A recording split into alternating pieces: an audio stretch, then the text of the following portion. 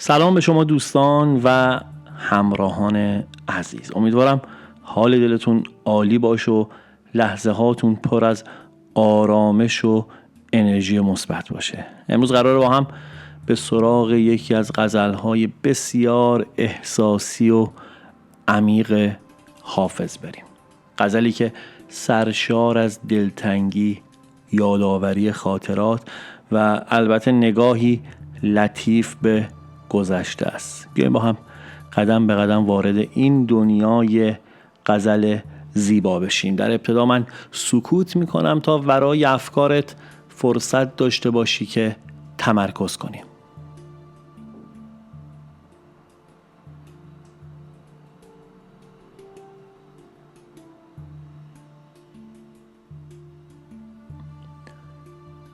خب اگر آماده ای بشنویم غزل 103 از حافظ شیرازی رو.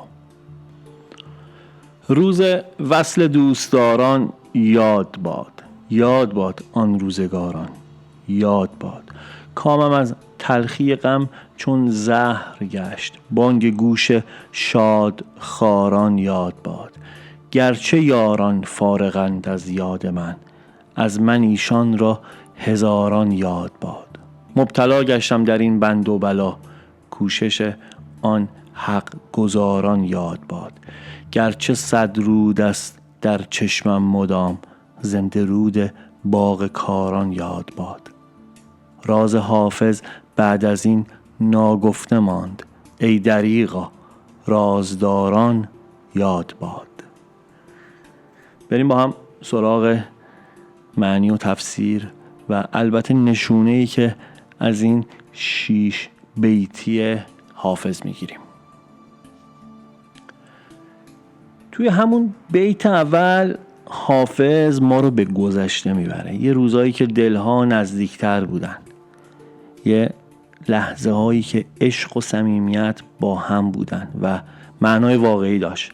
این بیت یه حس عمیق داره، حسرتی شیرین برای روزهایی که شاید دیگه تکرار نشن اما همیشه در خاطر زندن. توی بیت دوم شاعر از حال و روز اکنونش میگه. تلخی غم اونقدر توی زندگیش نفوذ کرده که کامشو مثل زهر تلخ کرده، اما در همین تلخی هنوز صدای شادی‌های گذشته رو به یاد میاره.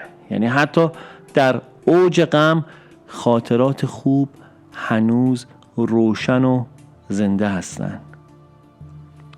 توی بیت سوم خیلی با سخاوت و همراه با بزرگواری حافظ میگه گرچه یاران فارغند از یاد من، از من ایشان را هزاران یاد باد.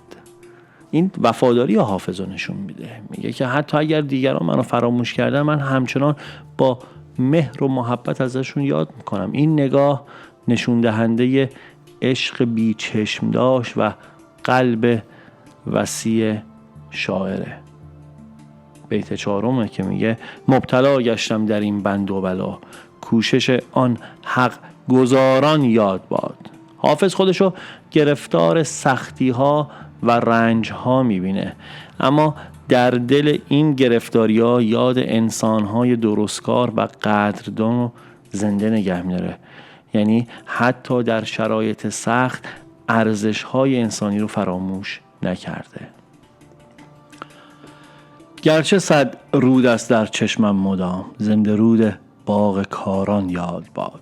اشکاش مثل رود جاریه، اما باز هم از زندگی، سرسبزی و تلاش برای رشد و آبادانی داره یاد میکنه. اینجا نوعی امید پنهان وجود داره. انگار میگه حتی اگر غم هست، زندگی همچنان جریان داره. و در بیت آخر راز حافظ بعد از این ناگفته ماند، ای دریغا رازداران یاد باد.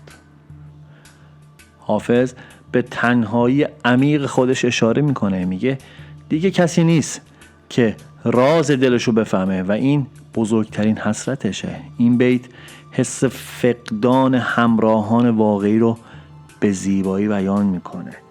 موقعی که احساس میکنی تنهایی، موقعی که توی زندگی اون عشق و علاقه‌ای که در گذشته با تو بوده دیگه امروز نیست، ولی حتی در گمنامی، حتی در اون لحظه‌ای که تنها هستی، اون فکر داره با تو همراهی میکنه و میگه همین لحظه رو باز دلخوشی وجود داره. و گفتم نگاهی امیدوارانه به آینده در این بیت آخر هست.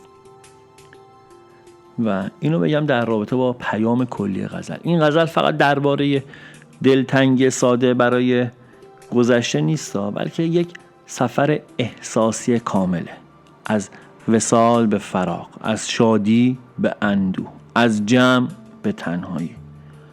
حافظ تو این غزل به ما یادآوری میکنه که زندگی همیشه در یک حالت نمیمونه. روزهایی هست که پر از خنده و عشق و همراهیه و روزهایی هم میاد که انسان در سکوت و دوری و دلتنگی فرو میره. اما نکته مهم اینجاست که اون گذشته رو فقط با حسرت نگاه نمیکنه، بلکه با احترام و ارزش داره بهش نگاه میکنه. یعنی خاطرات خوب نه فقط برای قصه خوردن، بلکه برای زندگی و زنده نگه داشتن امیدن.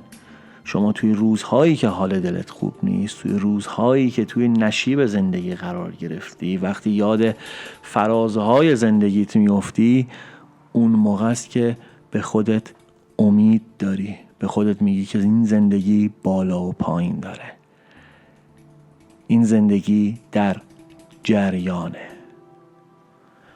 تو دل این غزل چند تا نکته مهم پنهونه. اولیش که دستگیرم میشه اینه که ارزش لحظه های خوب زندگی رو بدون، چون روزی همین لحظه ها تبدیل به خاطره میشن. بعدیش اینه که اگر کسی ما رو فراموش کرده، ما لازم نیست محبت رو فراموش کنیم. بزرگی انسان در وفاداریه و نه در واکنش به دیگران. سختی ها و غم ها بخشی از مسیر زندگی هستند، اما اونها نباید باعث بشن که ما خوبی ها و انسان های ارزشمند و زیبایی های دنیا رو بخوایم نادیده بگیریم. موقعی که حال دلت بده، موقعی که توی یک مسیری قرار گرفتی که احساس میکنی تنهایی، اینجوری نیستش که دیگه اینو بیای به تمام امور زندگی بست بدی و بگی که همه چی بده. در عین این که در یک جای بد آوردی، شاید تو یک مرحله دیگه برنده بازی تو باشی. و مهم اینه که صبر و امید و از همه چی مهمتر قدرت برای ادامه داشتن رو برای خودت تکرار و تمرین کنی. و چیزی که متوجه میشم اینه که تنهایی گاهی اجتناب ناپذیره، اما همین تنهایی میتونه ما رو عمیق‌تر، آگاهتر و قوی‌تر کنه. و مهمتر از همه، یاد گذشته اگرچه ممکنه با اندوه همراه باشه، اما میتونه چراغی باشه برای ادامه مسیر. این غزل به ما میگه اگر امروز دلت گرفته، اگر احساس میکنی کسی تو رو درک نمیکنه، بدون که این هم بخشی از مسیره و همونطور که روزهای خوب اومدن دوباره هم میان. و اگر نیت داشتی، بخوام به صورت فال، به صورت یک نشونه این غزل رو بگم، اینه که به نیتت اومده نشونه یک دوره احساسی عمیق در زندگیت این غزل. شاید این روزها درگیر خاطرات، دلتنگی یا حتی فاصله گرفتن از بعضی آدم ها باشی. حافظ میگه اون چه از دست رفته بی ارزش نبوده، بلکه بخشی از رشدت بوده. اگر کسی از دست دادی، اگر رابطه‌ای قطع شده، اگر موقعیتی رو از دست دادی، دلتنگی، اندوه و پشیمونی شاید یک گوشه از ذهن تو رو تسخیر کرده باشه، ولی این هم برای رشد تو لازمه. تجربه‌ای بود که امروز بهش نیاز داشتی. هنوز قلب تو توان دوست داشتن و ساختن لحظه های جدید رو داره. قرار نیست همیشه در همین حال بمونی. این فال و این پیام نوید میده که دوباره روزهایی میاد که لبخند رو از ته دل بزنیم. دوباره آدمهایی وارد زندگیت میشن که حال دلتو خوب میکنن و دوباره لحظاتی رو تجربه میکنی که ارزش یادآوری رو دارن. پس ناامید نشو، دلت رو بسته نگه ندار، گاردتو برای داستانهای جدید باز کن. زندگی هنوز برای تو اتفاقهای زیبا در آستین داره. و این بود پیام امروز. ممنونم که تا اینجا با من همراه بودی. چیزی که لابلای کارهای روزمره به من انرژی میده اینه که بیام کامنت ها رو میخونم.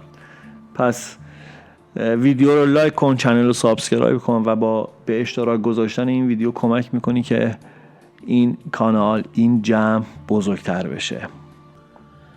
زندگی راز بزرگی است که در ما جاری است. زندگی فاصله اومدن و رفتن ماست. رود دنیا جاری است. زندگی آبتنی کردن در این رود است. زندگی وزن نگاهی است که در خاطره ها میماند. شاید این حسرت بیهوده که بر دلداری شعله گرمی امید تو را خواهد کشت. زندگی درک همین اکنون است. تو نه در دیروزی و نه در فردایی. ظرف امروز پر از بودن توست. شاید این خنده که امروز دریغش کردی آخرین فرصت همراهی با امید است. تو نه در دیروزی و نه در فردایی. ظرف امروز پر از بودن توست. پوینده باشی و پایدار.